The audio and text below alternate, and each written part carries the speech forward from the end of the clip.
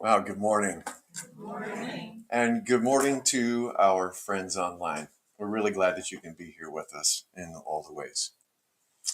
Welcome to the Home Center service on the first Sunday, January 5th, 2025. Apologies. Welcome to the first Sunday service of the year. Thank you for being here.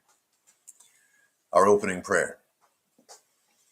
Spirit, we come together this morning in gratitude for our friends, for our family, and for our community. What a privilege it is just to wake up and participate in life on earth for another day. As we celebrate a brand new year, many of us are releasing something old and many are beginning something new. We're all excited about our plans for the future and for daytime finally growing longer and longer. Creator, I pray that you inspire us all in a staying and new viewpoint that we might look at ourselves with the love, understanding, and compassion that we have for our favorite people, our best friends, and our children. When we are vulnerable or fearful, help us lift ourselves to be bold and remind ourselves we're doing the work and we're prepared for what is to come. Where there is self-doubt, remind us to hold compassion and support high like a sign, reading "You've got this." Where there's separation, we'll find unity within our higher selves and with all beings, knowing we are children of Creator. In the year to come, we love and we lift ourselves up, and that by doing so, we will encourage others to do the same every single day and freely pursue the richness that life has to offer. Creator, today we open ourselves to express and receive love in all its forms, easily and simply, and so it is.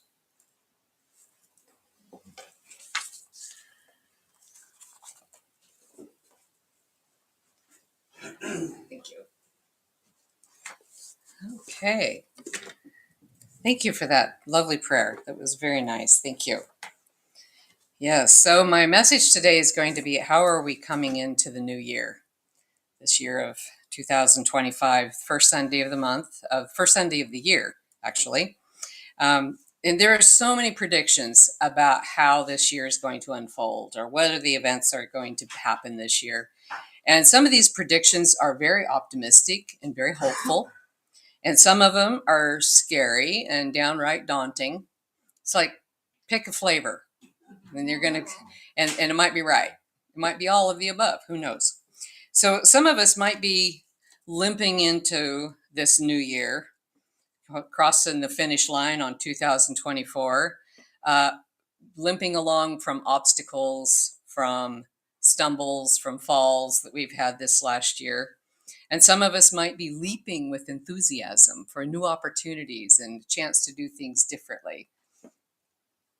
Oh, gotcha. Okay. And new prospects of what else we can do. You know, we might be exceedingly excited about it. And then there's others of us that might be peeking around the corner to see what dangers are lurking out there, trying to get a head start on anticipating what might be coming. And I don't know about you guys, but for me, sometimes I've experienced all three of those in one day. Sometimes it's like, oh my God, I don't know what's serious. And then other times then the next moment it's like, I hear the next thing, ooh, that's going to be good. And the next one it's like, I don't even want to look, I'm covering my eyes. So I'm sure we're all experiencing that. We just don't know how it's really going to go. And it could be all of the above. So in numerology, 2025 equals the number 9. And the number 9 is a number of completion. It's a number of transformation. It's the number of releasing what no longer serves us. As we go through the numbers in our numerology, they all build up, and 9 is the completion.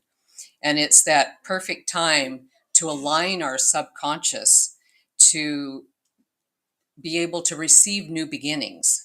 So in order to align our subconscious to receive a new beginning, we have to do some work, perhaps. We have to be ready for that new beginning. Because after 9 comes the number 1. And then it cycles, then we come in for a new cycle, hence the song Turn, Turn, Turn that we were playing earlier. It's a new cycle, and number 1 is a new beginning. And we start over with the next cycle of life. And so this year of 2025 is the year of ending old patterns so that we're ready for the new cycle as it begins. So there's data that shows that you age faster if you're too comfortable. Yeah. Comfort equals old age. I know. Isn't that disappointing? Oh. So they're basically saying that if you do the same routine every day, see the same people every day, eat the same food, drive the same route, you're going to age faster because you're not developing new neural nets. You're not developing neuroplasticity in your mind. And so the repetition limits your growth and it limits your creativity. I used to love to drive the same way to work, to and from work every day, so my mind could wander. I didn't have to think about where I was going. I could kind of daydream. I could afford to daydream. I don't know if that counts for, accumulating old age or not, but anyway, that was the reason why I liked routine. But change and discomfort, they challenge us. And as a result of that challenge, it creates, as I said, the neuroplasticity in our mind. So we need to, or in our brains, physical neuro connections are regenerating with change and challenge. Not so much so that we're knocked down in life, but just enough to challenge, to problem solve, and like, oh, go a different way. Let's do this differently. So change and discomfort slows down aging. So we like that. We like that one. It keeps us young in spirit. So let's all aim to live a long time and greet challenge with a joyful heart, knowing that we're slowing down our aging process. Because I think this next year is going to be fraught with change. So we might as well start out with a good attitude about it. So in 2025, 9 being a year, so it's a really good time to clear the slate, meaning to clear out the old grudges, to clear out the old things that we're hanging on to that are perhaps resentments, because we don't want to be holding on to those. It's just not worth the energy that it takes to spend on it.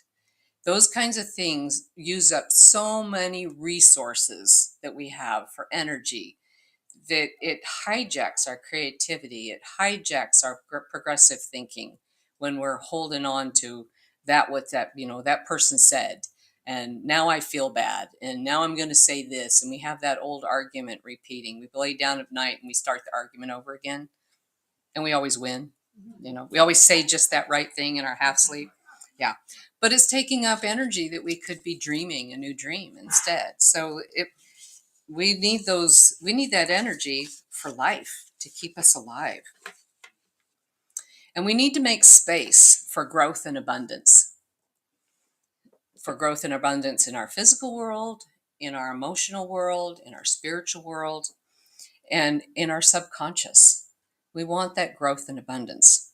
If we're spinning with these old patterns and these old belief systems, these old arguments, we're not alert to what's really happening around us.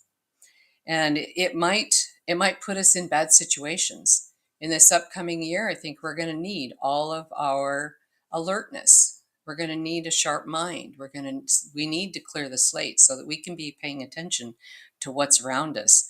Because if we're thinking about that, we're not thinking about what's present in front of us. We're not tuning into our intuition.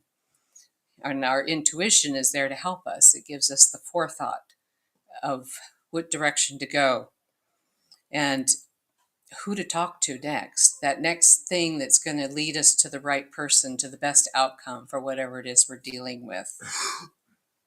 So for the next several years, as our society goes through changes, we all know we're in for changes. We all know we're in for transformations. And it's time for us to clear the slate, make space so that we can be alert, so that we can be present in our moment. Our minds can be sharp and we can make the best of our situations. We don't have a lot to say over what other people do. We don't have any say over the planetary alignments, as they're talking about now, the energies of the planetary alignments. We don't have any say over the cosmic energies that are coming at the earth. We can blame a lot of things on those, our foggy head, our whatever our extra sleep that we're requiring. That's all fine. But what we do have control over is us. We have control over our own life. We have control over how we spend our energy. So I'm really encouraging us to really take a look at what are you spending your energy on? Because that's your vitality. That's your intuition. That's the presence that you can be here now with and make the most of the life that we have, the life that we're given.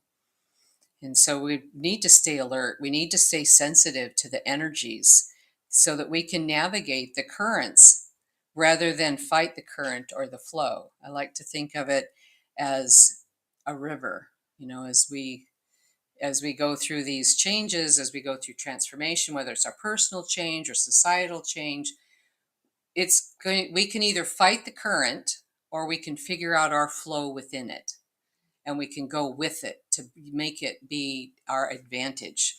We can use it to serve us best. So it's really necessary to do what we would call our work. When we're doing that kind of stuff, when we're addressing old beliefs, when we're moving forward in even our physical environment, we're getting rid of things that don't make us feel good in our home environment or in our office. We look at it and we think, I don't even know what it means anymore. What is that? Why do I even have that object? So-and-so gave it to me. When I look at them, I think of them. When I look at my object, I think of them, and they're not even in my life anymore. Why do I have this? That's time to get rid of those things. That holds energy. And every time you look at it and you have a disgruntled thought, you're spending your vitality on something that's not serving you. So not only our emotional beliefs and our religious beliefs or whatever kind of things come up, our grudges, but our physical environment, it's important to clean that out. We always call that our work, because it feels like work sometimes, but it's really clearing, making space. And then we'll be available for our internal resources to feel spirit guiding us. We'll be more present. We'll have more availability to hear spirit, to hear God, our angels, whoever that is for you, your ancestors even. They're always helping us out. We're always being supported in those ways. And that connects us to whatever solutions we're working on, that next situation that's going to serve us. So it's much like, as I said, navigating a turbulent river with the swirls and the rapids. As change happens, it's like going down a turbulent river. And have you ever been whitewater rafting? I'll bet you when you're looking at that raft, those rapids ahead, you're not thinking about the argument you just had with your spouse. You're not spending your energy on that. You're present. You're thinking about how to navigate. How's the water flowing? How am I going to get through this without tipping over and hitting my head on a rock? And that's the way we need to be in life, because it's going to get turbulent from all the things they say. Life, as we go through this 9-year, that it's going to be the endings and beginnings and change and transformation. So we need to stay alert, just like we're navigating the whitewater rapids, and be present in our body and stay sharp. So as we embark on this new year, it's also an opportunity for new beginnings. We always want to keep sights that as something ends, there's always a new beginning. There's always a new thread to pick up, to weave a new reality, to weave a new way in our world. And so as we're remembering that 9 is the ending, that 1 is the beginnings. And so beginnings will start showing up before. We don't have to wait for everything to end before a beginning shows up. It's all part of the same story. So I'm encouraging us to prepare to step into this new beginning with our heads held high, with confidence running through our veins, and our intuition sharp, and our senses alert. It's going to be important to be that way, and to live life like it's the best version of yourself. Allow your best version of yourself to show up, and be your authentic self. Be who you really are on the inside with confidence. We don't need other people's approval to be our best. We can just be our best. So think about what you're willing to commit to doing differently in this upcoming year, and how you can be more in alignment with your authentic self, and more in alignment with your deep desires that are waiting to be expressed. We all have something that's yearning within us to come forward, to come forth. And with that same confidence, we can allow it to come forward within us. And it's about embodying the energy of what we truly want. And then there's the kicker is we need to work on trusting that the universe will manifest it for us, with us, not for us, but with us. We have to do our part. It doesn't get handed on a silver platter by just, sitting on a couch and wish that would sure show up. We got to do our part. We have to show up for ourselves. So I have 3 simple affirmations that are lovely affirmations. They're as easy as can be that we can start this new year out with. And I also have little slips of paper if you want to take one and put it on your dash or in your mirror and just say these really simple affirmations that will help support us moving into this. And you can repeat it after me also. The first one is, I release the past and embrace my future. I release the past and embrace my future. The second one is, I am open to endless possibilities. I am open to endless possibilities. And the third one is, I welcome growth, clarity, and abundance into my life. I welcome growth, clarity, and abundance into my life. That is really, really simple. And sometimes the simplest are the most powerful. So if you want to take a little slip, it's in the basket as it comes around. You're welcome to take one and take it home. So I also have been reading this book. It's by John O'Donohue. He is a beautiful author. I love the way he writes. And this particular book is To Bless the Space Between Us. Isn't that lovely? Yeah, you like that one too? And in each section, he talks in depth about what that section of blessings. This is a book of blessings that he's written. And I want to read these 2 paragraphs. This is a blessing. This is about beginnings. And so I thought, well, this is a good time to share this. So before it occurs, a beginning can be a long time in preparation. So as we're talking about the 9-year ending, I want us to also know that the beginning is already in preparation, even though we're just now launching into this 9-year of transformation. The beginning is already being prepared. This is why some beginnings take off with a great assuredness, and one can instinctively recognize that the right direction has been shown. Without any struggle, one enters into a fluency that seems to have been awaiting one's choice. Other beginnings are awkward and slow, and it takes considerable time before the new path opens or welcomes one. Sometimes beginnings can catch us unaware. Often, when something is ending, we discover within the spore of the new beginning a whole new train of possibility is in motion before we can even realize it. Isn't that lovely? And all 3 of those are still new beginnings. They just present in a different way. When the heart is ready for a fresh beginning, unforeseen things can emerge. And in a sense, this is exactly what a beginning does. It is an opening for surprises surrounding the intention and the act of beginning. There are always exciting possibilities. This inevitably excites artists. His words are like art. I just love the way he says things. This inevitably excites artists. So much can actually happen between the moment the brush is taken into the hand and the moment the brush is taken. Let me start again because I've lost my place. So much can actually happen between the moment the brush is taken into the hand and the moment it touches the canvas. Isn't that true? Such beginnings have their own mind. They invite and unveil new gifts and arrivals in one's life. Beginnings are new horizons that want to be seen. They are not aggressions or repetitions. Somehow they win clearance. They win, yeah, Clarence, and become fiercely free of the grips of the past.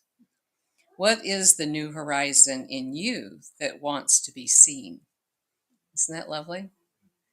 So, in this year of 2025, being a 9 year of endings, transformations, what is the beginning stirring inside of you that wants to be seen? What is the calling? There will be at some point in time, there'll be a calling of a new possibility of birthing within you that wants to be seen. It wants to be expressed, would be another way of saying it. Sometimes we get little hung up on the word seen, thinking, "Oh, it's arrogant," but it's not. It's what wants to be expressed. So feel into that, lean into that new beginning that is forming and developing within you. And then in the last point that I want to make before I read his poem that will be in place of a meditation today, or not his poem, it's a blessing, is another thing to think about in navigating this next year. It's a little bit on a little different spin, but it's still the same, is about our relationship with nature. We want to separate the gap between us and nature because we are nature. Our body is the same as the soil. We are the earth. Our physical body is the earth. And as we can close the gap and feel that oneness, the sameness as the earth, we'll be able to have more acute instincts. We'll have more acute senses about the world and how to be. Just like the wildlife, they don't get swept out by tsunamis. They're one with the earth and they know to go to high land. You know, they know how to protect themselves because they're just feeling the vibrations, they're feeling the senses of the planet. And that is a way that we need to be. It's nice to have youthful energy. Don't worry about it, mama. So the earth is evolving and we too are evolving. And it's imperative that we reframe our relationship with nature and be one with it so that our instincts are more acute and we're aware and sensory. So I want us to also think about that. And then also, as we're one with nature, we feel the love. When we see the beauty in nature, nature is made of the fabric of the universe, which is love. It's woven of the fabric of love.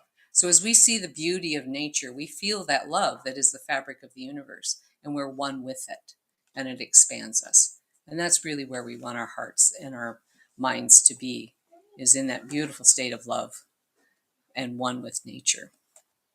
So in closing, in place of a meditation, I want to read a blessing for the new year that John O'Donohue has written.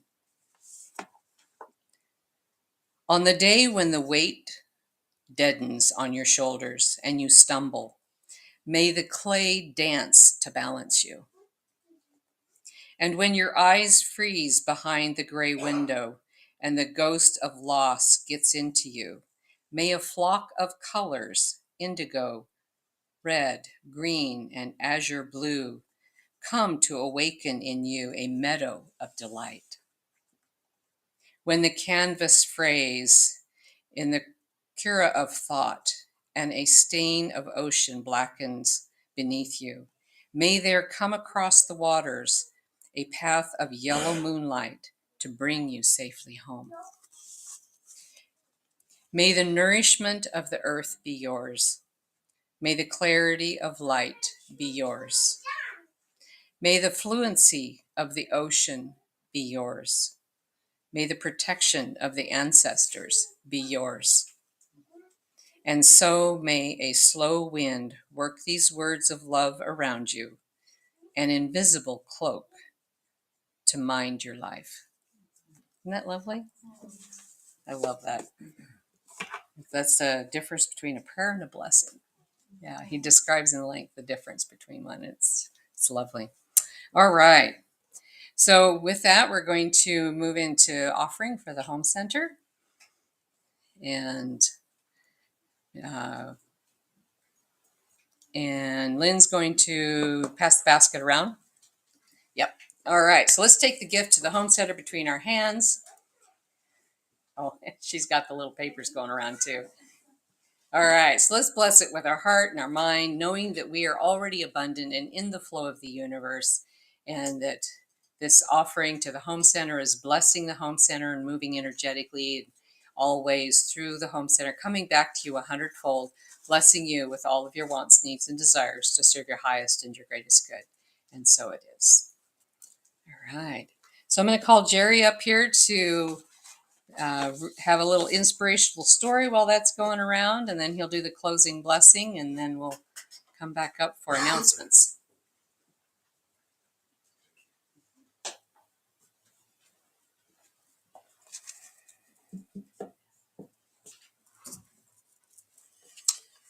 Wow, it's just so amazing to be up here, and that this is the new year is just incredible for me.